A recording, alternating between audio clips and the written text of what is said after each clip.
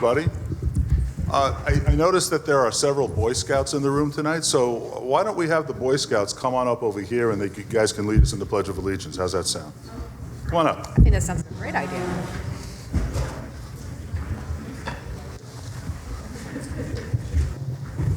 So if you guys could just line up over here, lead us in the Pledge of Allegiance in a moment of silence for the 8 police officers that were already killed in a line of duty this year, in addition to a paramedic, a firefighter, and 3 tow truck drivers.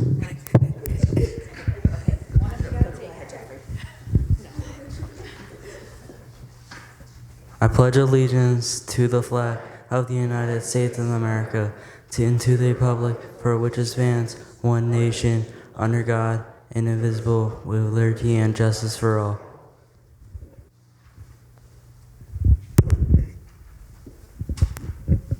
Thank you. Thanks, guys. Good job.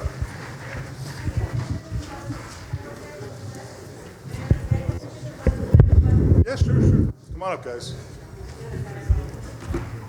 Just come on up for a quick picture before we get started with the meeting.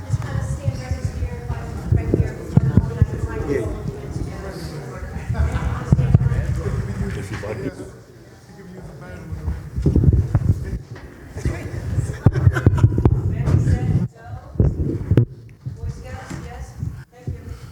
Thanks, guys.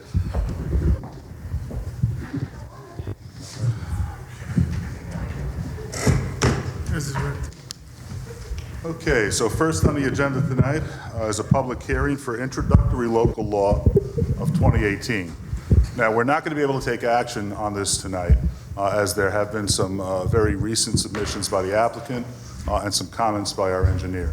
So we'll have to push back rather a decision on this to some other meeting. But Mr. Lithgow, I understand you want to make some comments on behalf of the applicant? Can I read the notice first? Yes, please. Desiree, read the notice first. A public hearing is being held to entertain public comment on introductory local law 5 of 2018.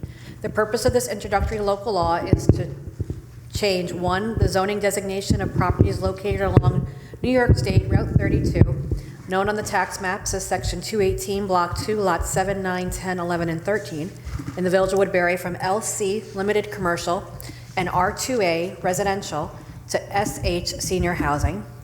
2, the zoning designation for a portion of the property located on New York State Route 32, tax map Section 218, Block 2, Lot 6, in the Village of Woodbury from CR Corridor Residential to SH Senior Housing. And 3, to have the village's zoning map reflect such change and to address concerns of having split zoning lots within the village. The notice was printed in the Times Herald Record on January 15th, 2020. Mr. Lithgow.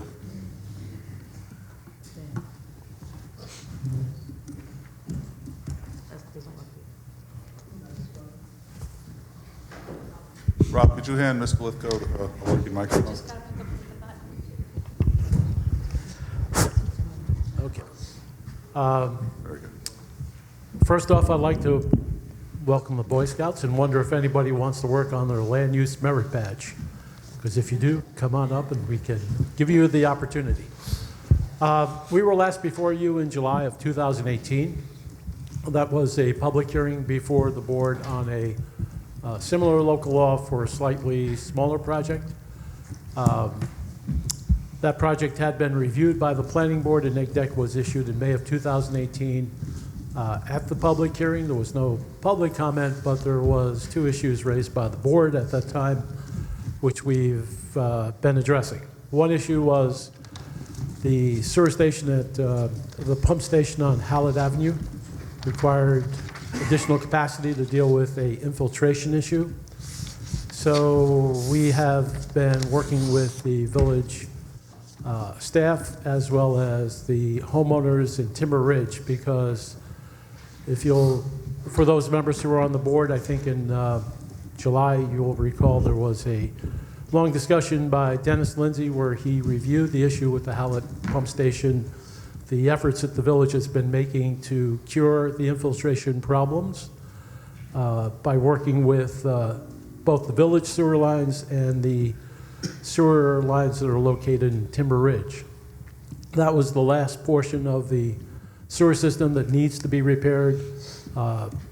They have identified the issues with the system that are creating the infiltration problem, and there is a contractor lined up, and our client has been working with Timber Ridge to provide the resources that they will need in order to do that work in a timely manner, and that will have an advantage for the village as well in that your existing consent order will be addressed. So that took a fair amount of time, and that's why we're back now instead of early in 2019. The second issue that was raised by the board was concern about the number of traffic lights along Route 32 and the need for another single, which we had discussed as part of our initial presentation. We went back, talked with the village's traffic consultant, our traffic engineer, the site engineer, and we've come up with a proposal to relocate the entrance so that traffic signal would not be necessary. And that's the way we thought we best address the village's concern. So again, this is a proposal to develop market rate senior housing. One point I'd like to make clear is seniors include people like me, but it's basically for 55 and older. It's what many communities call active adult, because those are people who are still in what these days is the prime of life, and they have a lot of interest in doing stuff, and it's located in the vicinity, which is obviously very close to the hamlet and the various services that are offered there. So tonight we have Barry Tarak, the architect, who's going to explain the look of the building, the nature of the proposal, and the floor plan. And then Joe Fow is the project engineer, and he can show you briefly where the property is located, the buildings will be located on the property, and how the lot is being consolidated to eliminate some zoning conflicts. So without further ado, I'd like to turn it over to Barry.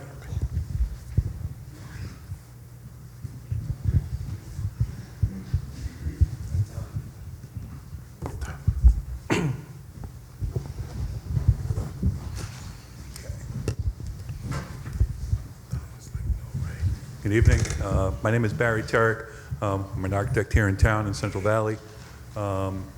We have here is a preliminary layout of the proposed. Focused on the law, that's really what the public hearing is about. So don't go into the development, just talk about the zone changes, please. Oh. That's what the proposed law is about, so that's what the public is here to hear about. Right.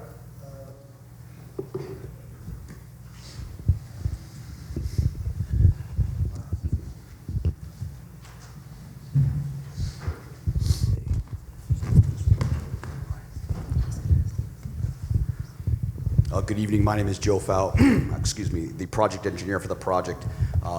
This total property is it's 7 tax parcels totaling about 26 acres. What we're attempting to do is we want to do a zone change on a portion of that property, and what that entails is both a subdivision / lot line adjustment as well as the zone change itself.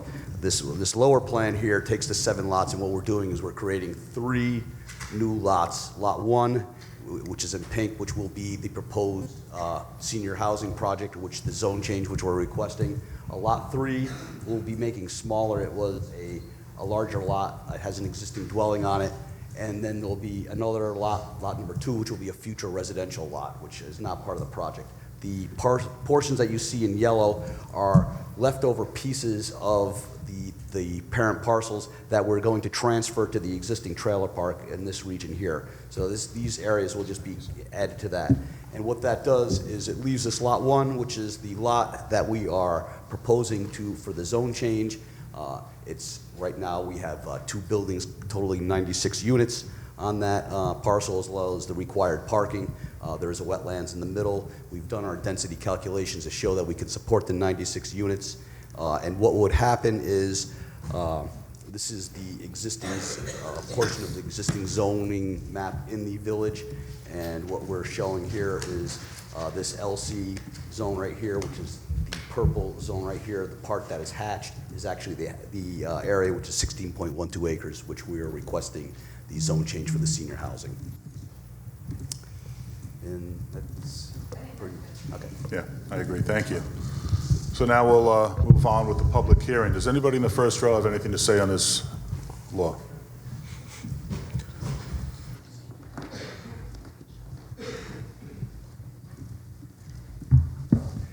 Yes, my name is Donald Siebold, S-I-E-B-O-L-D, Highland Mills. I have a few questions, a few comments to make. First of all, why is the applicant here? If he doesn't fit the zoning, he should be in front of the zoning board. I consider this spot zoning if it's changed. Spot zoning is illegal in New York State. Number two, we have an infrastructure problem that's very fragile throughout the town, created by us and by our neighbors. And everybody talks about water and sewer, and of course the congestion on the roads, but nobody talks about air quality. We have a lot of kids in this town. This is right off a main highway. There's significant issues with air pollution that nobody really addresses because they just accept it. Well, this is not a city. This is a rural community. And it's changing, and I know it's changing. Everybody knows it. We've become a truck route. Route 32 is becoming a truck route. You got other issues with safety. I don't care what traffic light is here. It's going to take people a half hour to get through the town. They're just going to be stuck in traffic. I mean, where are we going, people? To get ratables? To make developers more money? Let them conform with the zoning. The zoning is here for a reason. In fact, if I'm not mistaken, maybe it's time to revisit the master plan. Maybe have a builder moratorium so that we can see how we're going to live in the future, whether it's 10 years or 20 years. I plan on being around another 20 years because I'm an aggravating person. That's about all I have to say. And I got a lot more to say, but I don't think it would apply to this here. That's basically it. I've covered some of the issues. I'm not an expert. I live on common sense. Okay, thank you very much. Thanks, Don. Anyone else in the first row? Anyone in the second row? Robin?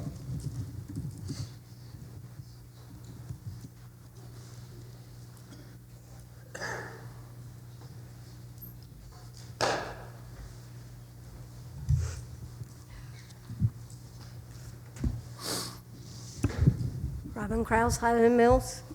For the record, I am a senior, I'm a pedestrian, and I'm opposed to the proposed zoning change, introductory local law number 5, for very good reasons, actually.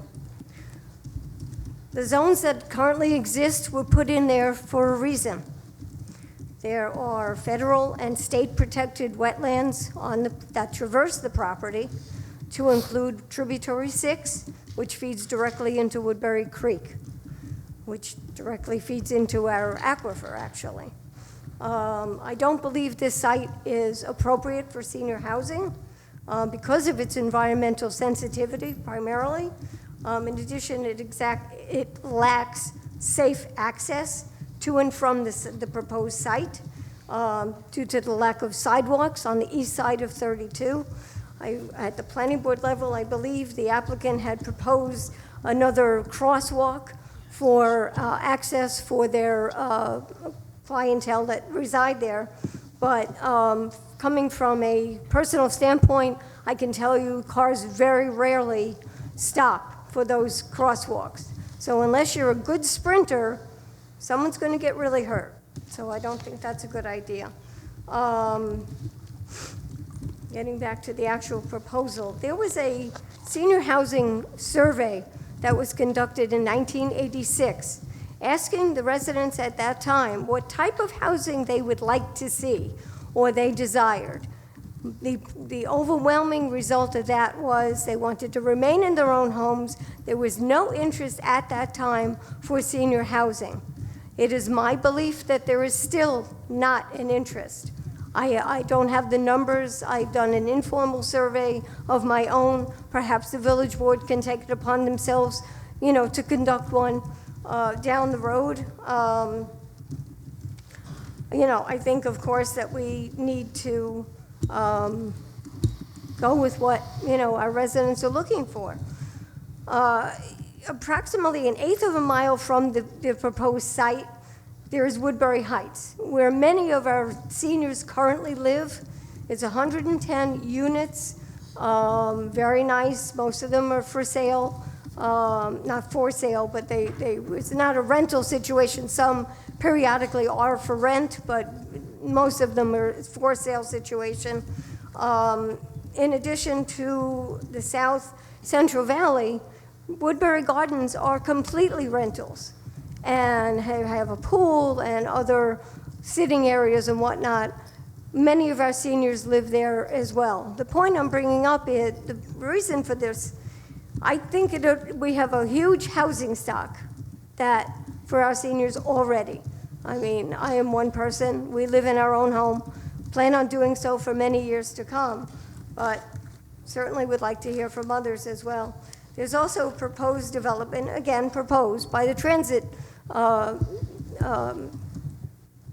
Harriman train station, where again, mixed use rentals for sale, housing, but it's all encompassing. They're preparing restaurants, proposing, I should say, restaurants, retail, walkability within their own development, if it comes to be. Getting back to the code for senior housing altogether, 310-36, section B2 talks about providing residents with reasonable access to services. I don't believe the current, this proposal provides safe access to services. And there are there is somewhat of a downtown at Highland Mills, but there is more of a downtown where Woodbury Gardens is. More restaurants, more services, that I think is certainly much more conducive. So again, I think it already exists, so I don't believe that this proposal is necessary. My other concern really is I have been following this for a while. Their original number, and I'm going to bring this back to the proposal today though, was 86. And with the previous discussion about the sewer system and whatnot, it's all well and great. It needs upgrading. Of course, our infrastructure always needs upgrading and whatnot. But now their number of units rose to 96. So it doesn't make sense to me personally that, and I would certainly defer to the water sewer superintendent, but to overload the system when it first got upgraded that they're proposing to pay for themselves, doesn't make sense to me to actually do that. Some other things to think about going forward for this proposal for the amendment to the zoning law. What would be the tax impact, the tax structure for senior housing? Is it like condos? There's discussion of rentals, there's discussion of for sale. What would that be? I read in the code, I believe, that the village board would set the rates for a rental situation. I don't know if that still applies. Are the rentals for this particular proposal, are they based on HUD or Section 8 regulations? Who is authorized to monitor the amount of the rents and when they are increased? What's the ratio to that, and who's going to authorize that happening? I already talked about the sewer upgrade.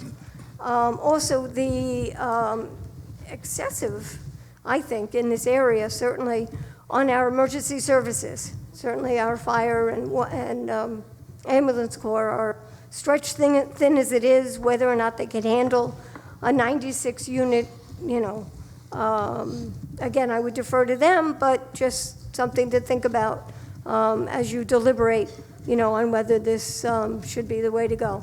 Again, I personally am opposed to it, so I hope that you vote no. I would also ask that you hold the public hearing open so the public has a chance to review the documents that you talked about initially. Thanks. Thanks, Robin. Anyone else in the second row? Mr. Kraus.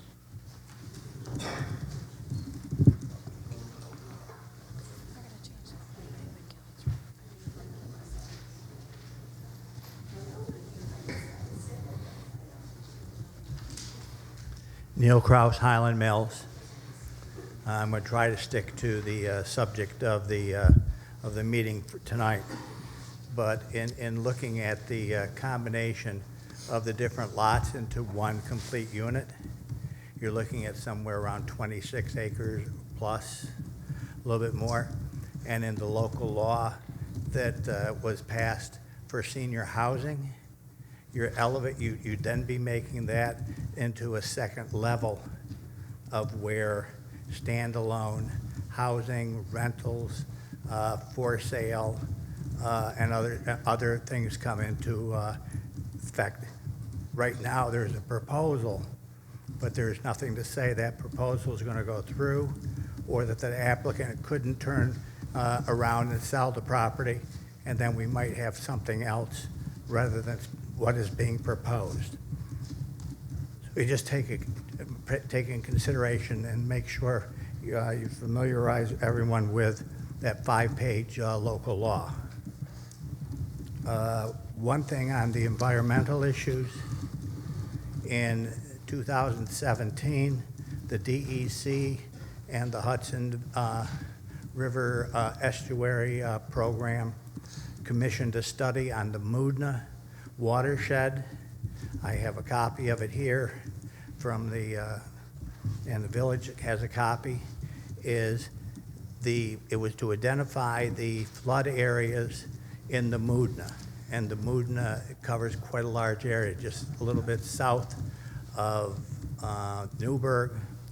It encompasses Chester, Goshen, Hamptonburg,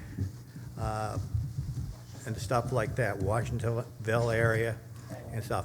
Of the 16 potential flood areas, 4 were identified in Woodbury. One of the 4 that was identified in Woodbury was what they referred to as Lakeside Drive.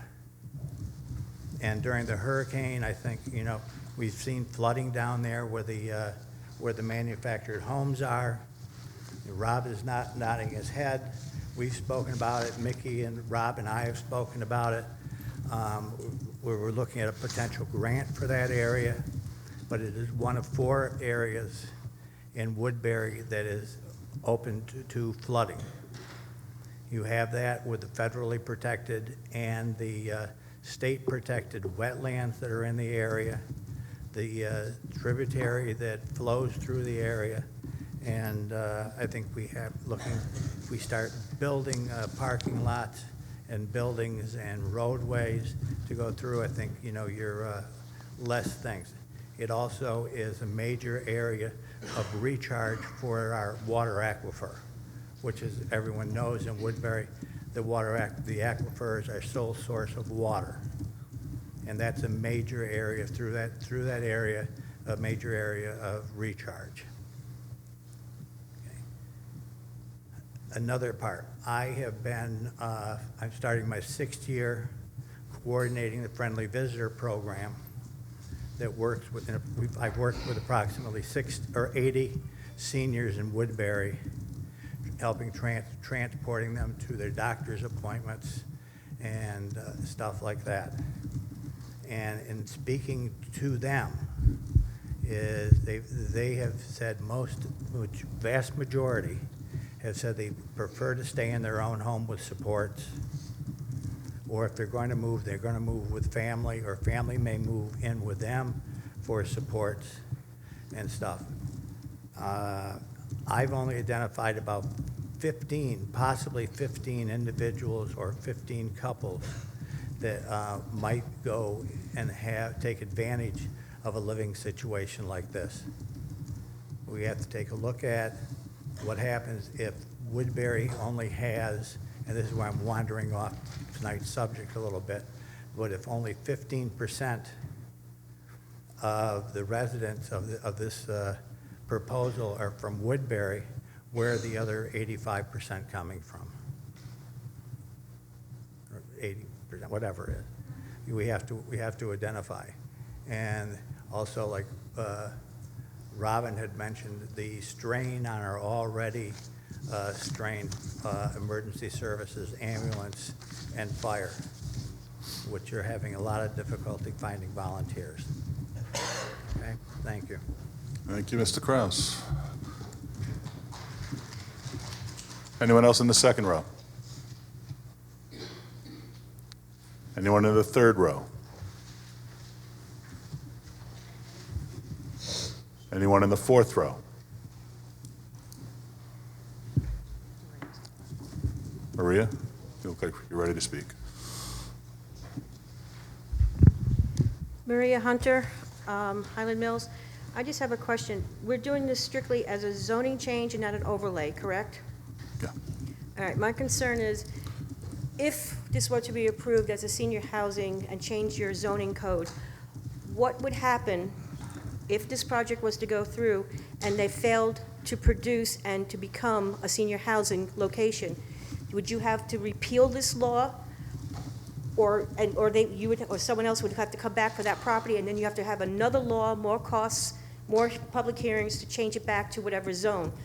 To me, to do that, it's crazy. I don't know, I can't remember about the overlay, if it would affect this. and Yeah, how you I'm could going to do ask it. Kelly to respond to that. I think the overlay would be just that, an overlay in which we'd still be able to rely on the existing underlying law. Is that correct, Kelly? Right, and this is actually changing the zoning, so if for some reason.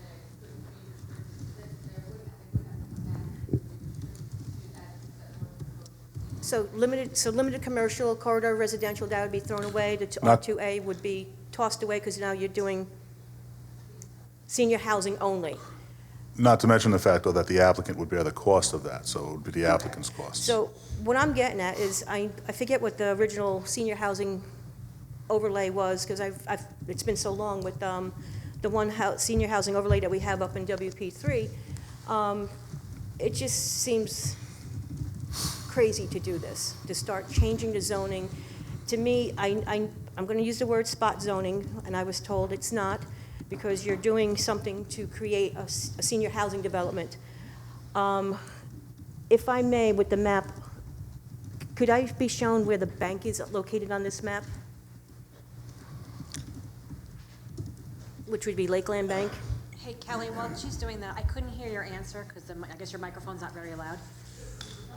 I know, but it's not very loud. This would be it here. Did you say that a Okay. new law would need to be done for a new application, that this law was just for this application? I just want to make sure I get, New law would need to be done to change the zoning to whatever, it was, to revert it back. whatever the board at that time wanted. All right, so, and I'm just looking at this map, where, over here is the current, where Lakeland Bank is. This would be Lot 2. What is Lot 2 going to become in zoning? I think you said I'm this. sorry, let me ask the board. No. I believe the applicant said that would be a future residence. So, that stays LC. that'll be, all right, so that'll be limited commercial, so we don't know what that's going to be. So this would be limited commercial, and then this section here, including this section, would be senior housing? This section here, So you're going to leave this as corridor residential? this piece, because there's an existing house there. Okay. All right, because where this little jut point is, I'm not sure if the board members are familiar with this. There's a business there right now. It's the real estate company, not real estate, mortgage company. They would have to, they were part of this original land from what I knew from a couple years ago. What zone would that be? Because it's in the purple. Would that still be limited commercial for that little piece there? And would they be able to move over into the senior housing parking lot to park their cars? I'm just throwing out, I know that has nothing to do with the law, but those are some of my concerns, is I'm really concerned about changing the zoning. If you change it, if it's approved, what will happen if this project goes belly up? And then, you know, like you said, as the council stated, that applicant would have to come back. I can't see changing all this for that particular area, and especially with all the comments that were made about the water aquifer and our strained services. And I do know, as a fact, it gets flooded down through there. And I go to physical therapy every day, and I see the cars that are there that for this little business that doesn't even own that property. And it's crazy. The zoning down there, and to say that you're going to move the entrance a little further down from Timber Trail. Most of you work, I work, we all live here. Sitting on the bike doing the exercise, I don't know how many times in the last 3 months near accidents, the skid marks that are on the road because of timber trail and the way the trucks and cars drive through there.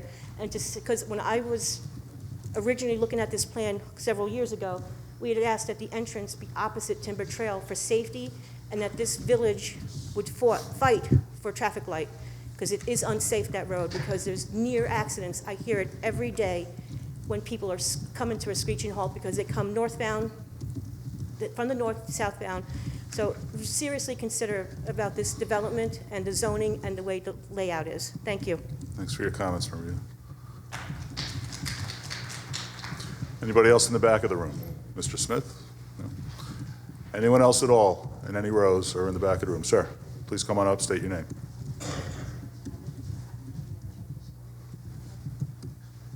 No, to the podium, sir.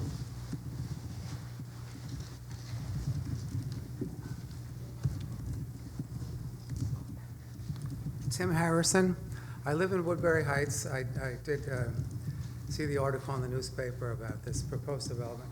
And I am actually coming to speak in favor of it because as we had moved into Woodbury Heights in 2006, you know, things are certainly great and we love the town, but somehow or another this attracted to me because I said, well, you know, maybe eventually, as I'm certainly moving towards 70 and my wife is in her 70s already, I thought, you know, maybe eventually this would be a nice thing for us to stay in the town of Woodbury, which we do love, and, you know, have some different type of accommodation. But I do respect a lot of these proposals. I realize, you know, having lived there right off of 32 for the last 14 or 15 years, it is a little dangerous. Maybe putting a traffic light there would be advantageous.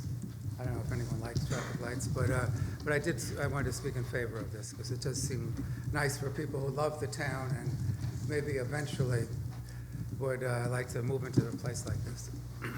Thank you, Mr. Harrison. Would anyone else in the room like to speak on this application?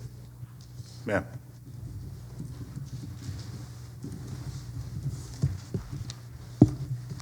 My name is Debbie Silvano. I bought my house in 1977, and then I had to sell my house in 2016 when I got sick.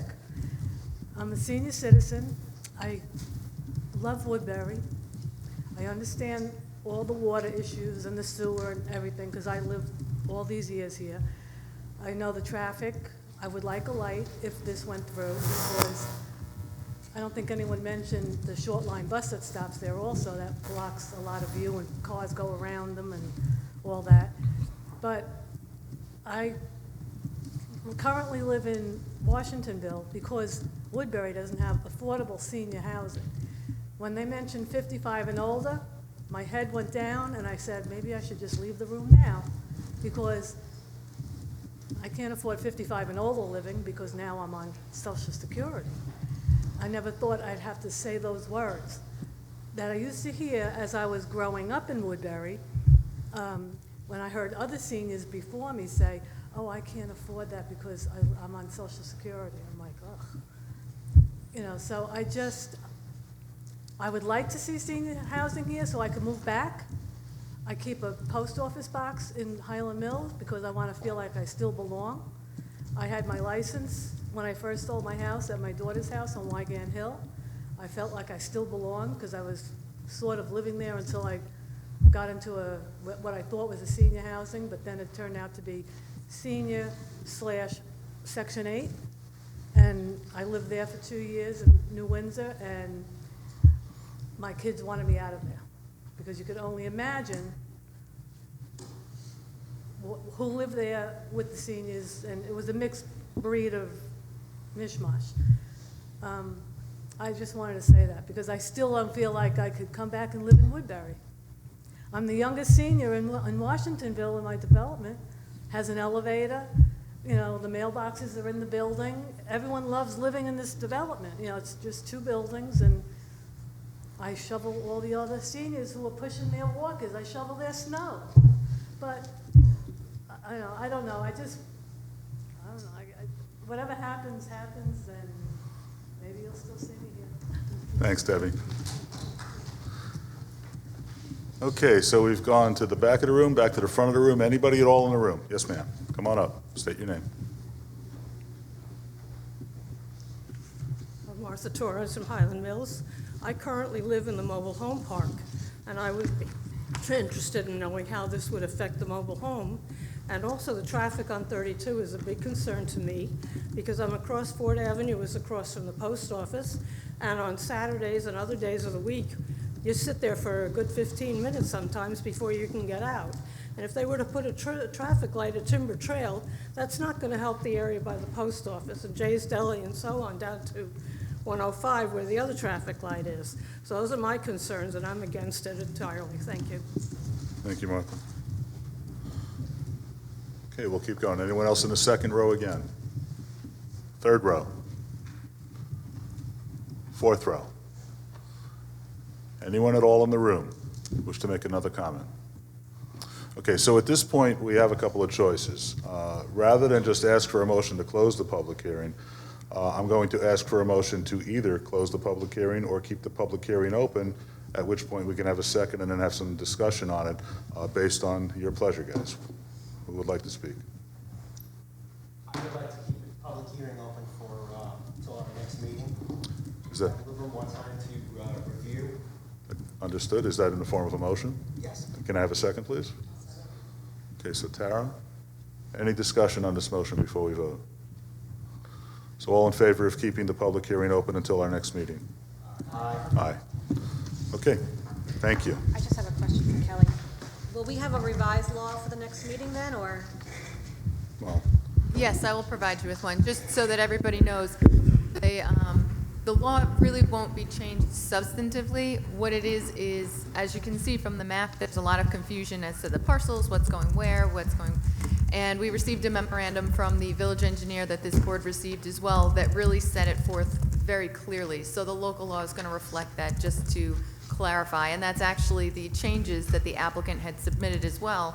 Having seen that memo saying that really makes it a lot clearer, it's the same thing that's being proposed, it's just going to be clarified. So I will have that to you. thank you, Kelly. Okay, so let's move on with our administrative business. I need a motion and a second to accept the minutes from the January 9th meeting. I'll make that motion. I'll second. Any discussion? All in favor? Aye. Aye. We'll just wait a moment for anybody that wants to leave the room before we continue the rest of the meeting. They can do so. Yeah, these guys might want to go. There you go. This way they don't feel like they're distracting.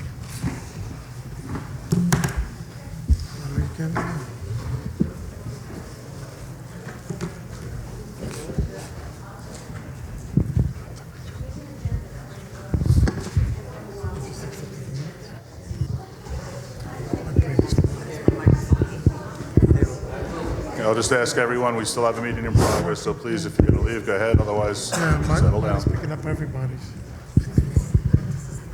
This thing. Okay, thank you, everybody. Desiree, can you read the abstract, please? Sir, this is abstract 16. It contains vouchers 1913-54 through 1914-25, and a total of $632,111.75. Can I have a motion and a second, please? I'll make that motion. I'll second. Any discussion? All in favor? Aye. I vote aye. Need a motion and a second to void previously approved equipment requisition 2020-01 and approve equipment requisition 2020-02, totaling approximately $1,299.98 for the purchase of radios for the new county digital system, and requisition 2020-03, totaling approximately $2,866.20 for the purchase of radio holsters and programming. Any discussion? All in favor? Aye. Also need a motion for 2020-04, totaling approximately $860 for the purchase of a stability plate for the hearse spreader. I'll make that motion. I'll second. Any discussion? All in favor? Aye. Aye. Thank you. Budget modification. To approve a modification to the budget of the general fund. Desiree, you want to read that? Or do we need to? You can either read it or you All can right, say so as presented. as presented by the village clerk. I'll make that motion. I'll second. Any discussion or questions? All in favor? Aye. Hey, Jeffrey, can you just close that door until they leave, because it's a little loud? Thank you. Okay, we need a motion and a second to approve the standard workday agreement adoption that Desiree presented. I'll second. It's Chris and Jesus. Any discussion? All in favor? Aye. I vote aye. We have a fire department membership application to approve membership to the Highland Mills Fire Company of Brendan O'Connell as a junior member. I'll make that motion. Thank you. Yeah. Oh, that's the kid we met, yeah. Can I have a second, please? Tara? Any discussion? All in favor? Aye. Aye. We have a surplus equipment auction. We have a whole list of surplus equipment from various departments. You've all received the list of equipment, so I need a motion and a second to declare those items as surplus and authorize the village clerk to advertise for sale at auction. I'll make that motion. Any discussion? All in favor? Aye. Aye. So we have old business, the Aon Developers Agreement. Kelly, you want to tell us about that, please? If you can get your mic to work. Got it.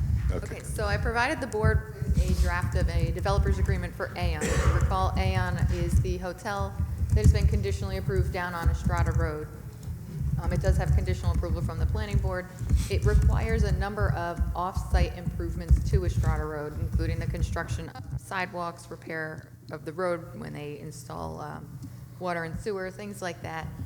I provided it to you thinking that you would be able to take action tonight. However, we're going to make some modifications in the paragraph that's for the bond that's required. The bond is still going to be required, but we want to tweak that language, make sure the bond amount is accurate based on the length of the sidewalk in consultation with your engineer. So if you have any questions, I can answer them, but I would ask that you not take action tonight until we get you a final version. And I apologize. Okay, thank you, Kelly. Does anyone have any questions for council? Okay.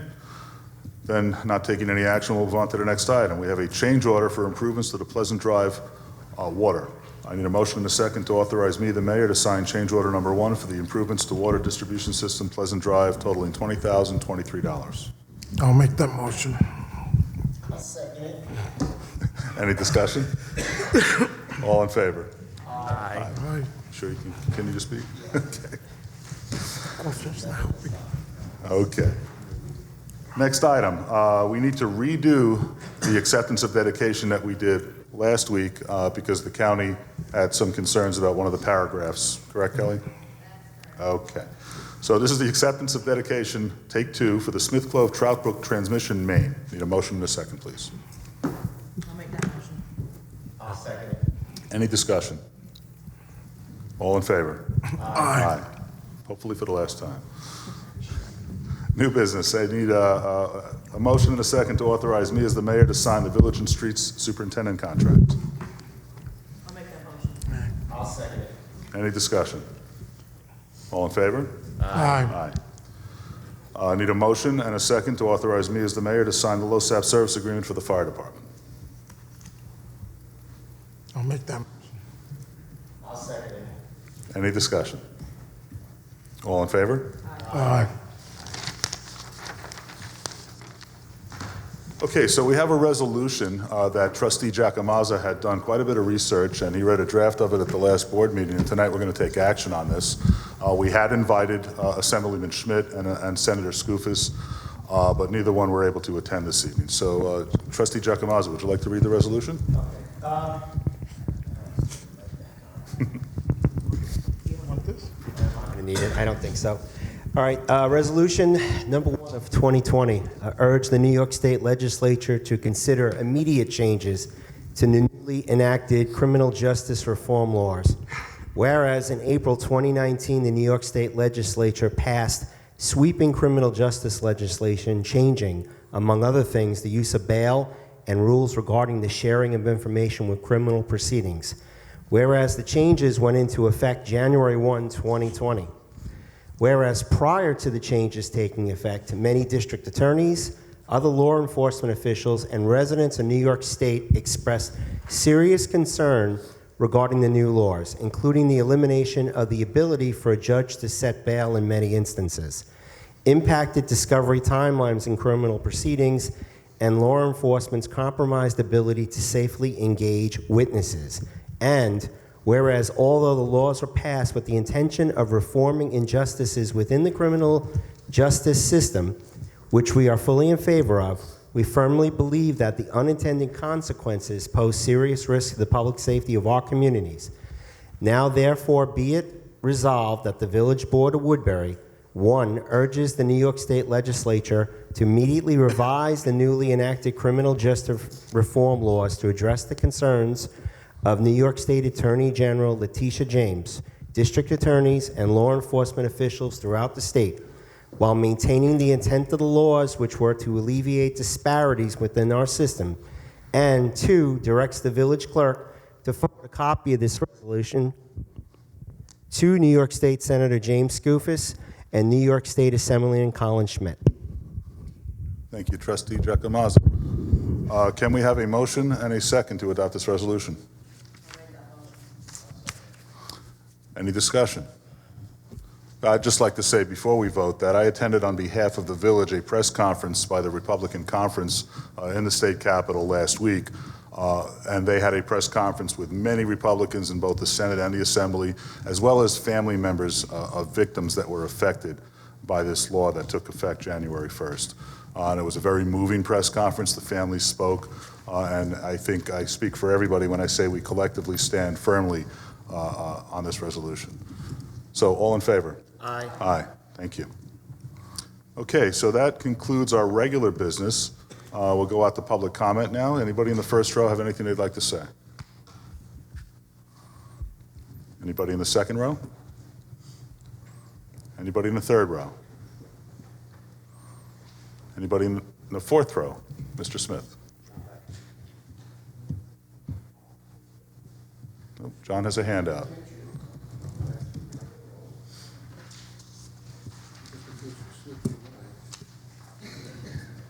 I don't get one?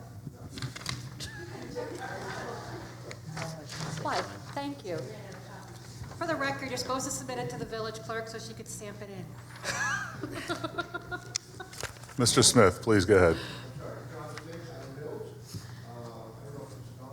It is.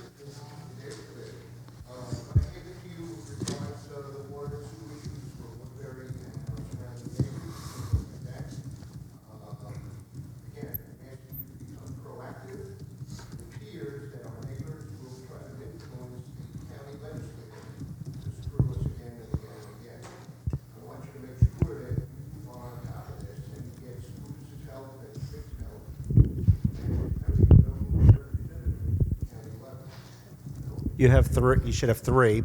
Well, you have 1, but there's 3 representing Woodbury.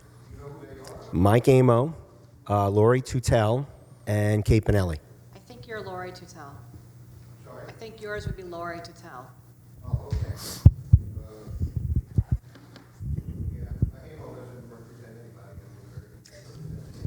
He does live here, though.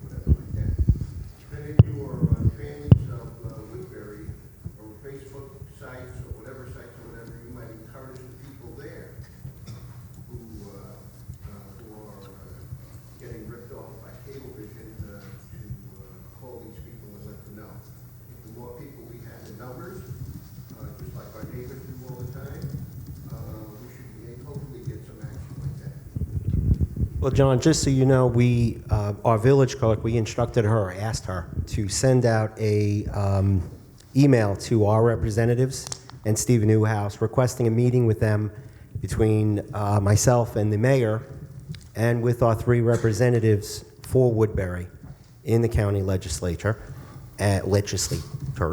and also with Steve Newhouse to discuss, among other things, the sales tax distribution and as well as the sewer capacity, so we can address it. So we're just basically waiting on them, and we will keep the community updated on how the. So we are trying to be as proactive as possible with it. Thanks, John. Anyone in the back of the room? Maria? Come on up.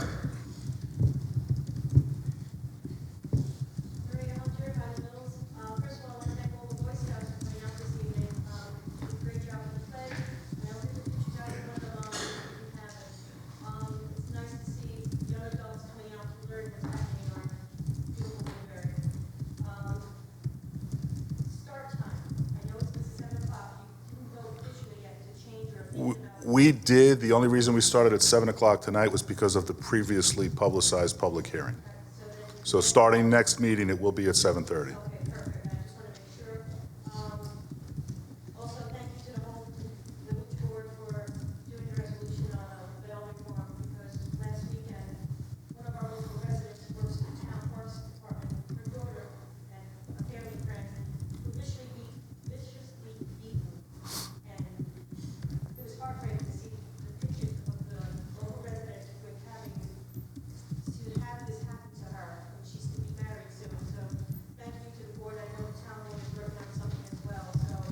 And those news reports just keep coming every day, and thank you to Trustee Giacomazza for doing the research on that and putting that together.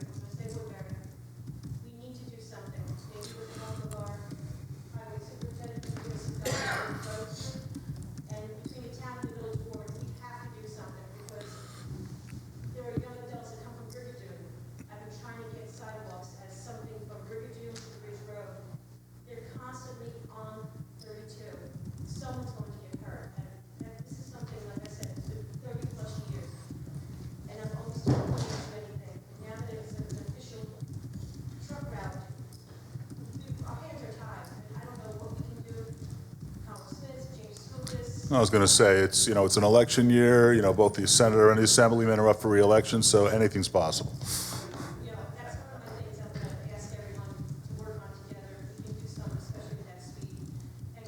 Thanks, Maria. Anyone else in the room would like to make any public comments? All right, before we go on to board member comment, I just want to make a brief statement. I share my fellow board members' concerns about the quantity and sustainability of our water sewer capacity. Over the past few weeks, I've had several conversations with our department heads to discuss these issues. We're working on a plan with our water and sewer administrator to commit funds to be used for finding alternative well sites in the village. And that's just the first step before we can build out additional infrastructure. Regarding sewer issues, as Trustee Giacomazza stated, we've asked the village clerk to reach out to the county to set up a meeting so that we can discuss these issues in detail. and see what their plans are to provide input to the county so that we can get them to work with us on these plans. As I stated last meeting, I feel obligated to do everything we can to make sure that the county plans for the future, both near and far. Growth is an important part of any municipality, and intelligent growth is even more important. When villages and towns like ours do not plan accordingly for sustained but controlled growth, construction can outpace resources, as we're seeing here. Alternatively, though, if municipalities stifle growth to the point where development goes elsewhere, the total assessed value of the village stops growing while expenses continue to rise. That's just the nature of finances. These are the concepts that I'm keeping in mind as we discuss ways in which to continue to provide resources to those residents already here, while at the same time trying to plan for the future. So at this point, I'd like to go out to board member comment. We'll start at the end. Trustee Graziano. None of the mics work. Can you hear me? They're all dead. I don't know if that was on purpose. Really? Here, mine. You just gotta let us know if the battery's dead, so you bring it can back. change it. All right, can we hear this one? All right. None of these mics work. All right, let's try this. That's Andrews. All right. Okay. All right, is that better? Everybody can hear me now? Yep. Okay. Thank you, Tim, for that. That's something that's near and dear to my heart, and kind of in my statement tonight, you know, as I spoke at the last meeting, I'm still going to call for the support of the rest of my fellow board members to start discussing perhaps enacting a temporary building moratorium in our village. You know, other communities in our area, such as New Windsor and Montgomery, are also considering these same issues and looking at building moratoriums for one reason or another, as we are all struggling with ensuring we have enough resources in place to support any further development. A prime example of this was the story, and that John Smith just handed out, and I was going to address tonight as well, about how the Harriman Sewage Treatment Plant is looking at a significant capacity deficit in relation to expected need. You know, we have to ensure, and it's essential, that any capacity that we have paid for as the Village of Woodbury stays on reserve for the Village of Woodbury and not given to other developers outside of our municipal boundaries.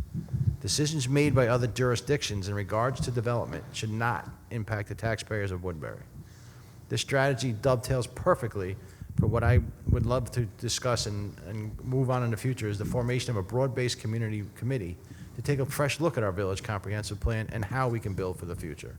These recommendations then can be utilized to help shape our future and how we look at Woodbury. I also call on our village planning board to start instituting water and sewer capacity applications as part of any project we consider. Water and sewer demand projections that are certified and stamped by licensed professional engineers should be the basic starting point for us to even review any project. And on the subject of water, I want to say I had the opportunity to meet Mickey in this department and the dedicated men and women of our water and sewer department. I have to say the village and our water is in great hands with that department. They're a great group of people. Moving forward, I want to work together with them to get a full accounting of our current water capacity, what has already been allocated, and what we need to give them and do for our village moving forward to ensure that we have the necessary resources for the next decade and beyond.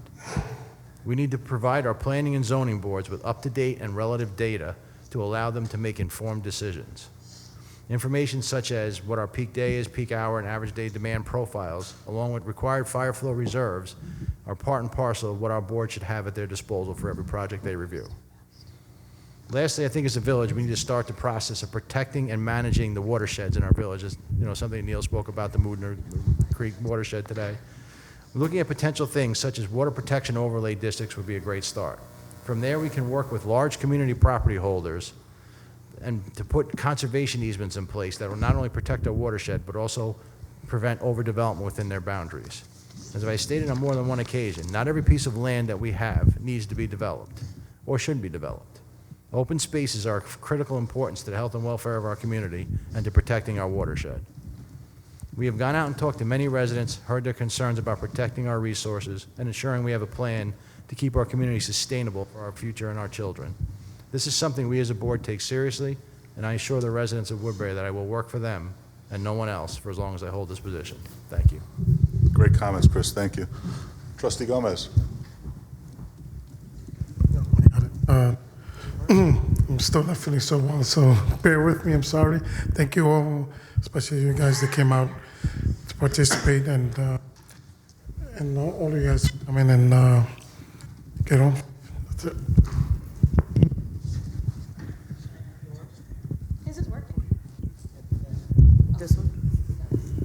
Because the lesser the sick.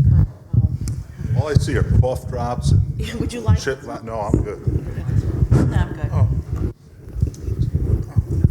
Thank you, everyone, for coming out tonight. Your feedback and your comments are invaluable. It's nice to hear from the people who would actually be potentially living where, the proposal was. So thank you again for taking the time. I also want to thank our highway department for doing an excellent job with the Saturday snowstorm. I had the pleasure of touring the facility with our superintendent, Rob Wyant, last Friday, and those are pretty big trucks, I will tell you. I was very impressed, a little intimidated, but we have a great group of guys, and as always, went above and beyond. So thank you, Rob, and thank you to the highway department. As many of you might know, I spend my past time learning about taxes and budgets, and as you know, you may know, our governor released his executive budget proposal on Tuesday for our 2021 fiscal year for New York State, and in an effort to close a $6 billion budget gap, he made a few proposals, of which I think many could affect us if they are approved and voted upon. One of which is particularly concerning to me is the overhaul of the school aid tax formula that allows the state to allocate per student, number per student that gets added to the school taxes that we pay in conjunction with property tax.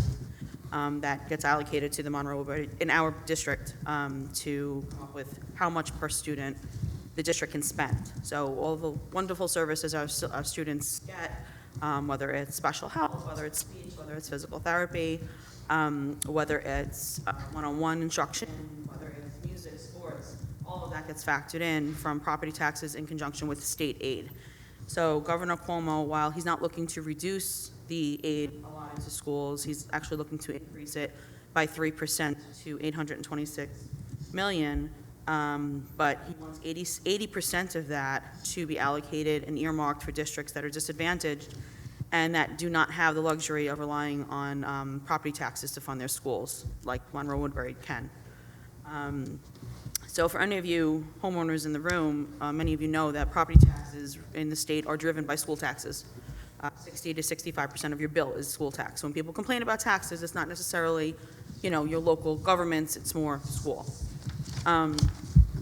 So when you look at what he's proposing, if you remove what, the aid we get currently, you could be looking at severe cuts in areas such as Woodbury, Westchester, Long Island.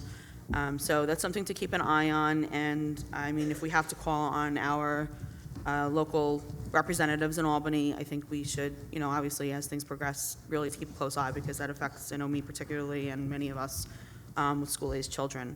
And it also, good school district drives up property values. So, I mean, that's part of the reason why we have the community we have is the excellent schools. It's one of the reasons why my family and I moved here. So it'd be, just keep an eye on that, and I think that's something that it's important. One of the other proposals, which again is going to affect Woodbury if certain things get approved, is that he's looking to eliminate all aid to VLT communities so that impact money we were going to be promised if the Napera site does get approved for, by Albany for the VLT, we were supposed to get some impact money as a result of that, which, Not a lot. opinion or not a lot at all. But now that's all getting abolished under this, and the only community that would remain with impact aid is Yonkers for the Empire City Raceway. So again, another hit to local governments in my opinion. That's something that, again, keep an eye on as the budget progresses. And so that's the two areas I'd like to discuss for the budget.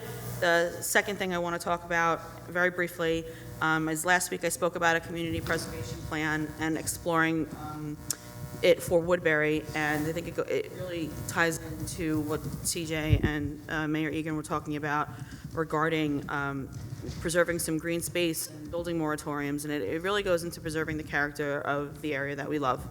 And if you, in the news this week, Cornwall and the town of Blooming Grove just rolled out their community preservation plan. So we have Warwick that has one that's had one for over 10 years. Now we have Cornwall The public hearing for the Cornwall proposal is on February 4th, and I'm going to make every effort to attend to see what their community members have to say, since they're our neighbors. And I'm really looking forward to building out a plan for Woodbury and working with community members and my board to figure out the best way to roll this out, because I really do think this is very important, and we really should be proactive and put this in place. So thank you very much for your time and for coming out again, and be safe going home. Thanks, Tara, for the great comments about the budget. It helps break it down for everyone that don't really understand it sometimes. I had obtained the Town of Warwick's Community Preservation Plan, and I forwarded it to the board. I have a request into the town clerk in Cornwall and the town clerk in Blooming Grove for their proposed plans as well. Haven't heard back yet, but Warwick responded back quite quickly. Thank you very much. Great. Mr. Giacomazzo. I don't care what Mike Queenan says about the village clerk Desiree Popper. You know, Former trustee Tom Flood thought so also. and you'll be forgetting his name soon enough. We have the Boy Scouts here tonight, and I did want to point out an email I've been sharing or going back and forth with Michael Carney of Troop 440, who, and Rob may get a kick out of this, had more common sense than the state of New York. His biggest concern, this young man's biggest concern, was the the new curb that they decided to put in by Mario's, right? It's ridiculous. It's ridiculous. He has been diligently working and asking lots of questions on how he can have this made less dangerous. Because I think we were in the restaurant the other night when a car basically Over and over again. Yeah, over and over again. I do want to point out that the village board here has been diligently working on our resources. The previous mayor, Mayor Queenan, had already kind of assigned me the task of meeting with legal counsel and working on a water commission for our potable water. And then I had the pleasure of sitting down with former trustee Neil Krause, who kind of gave me a walkthrough on the Moodner Watershed Council, which I've just recently started attending their meetings, and how it'll apply to Woodbury itself.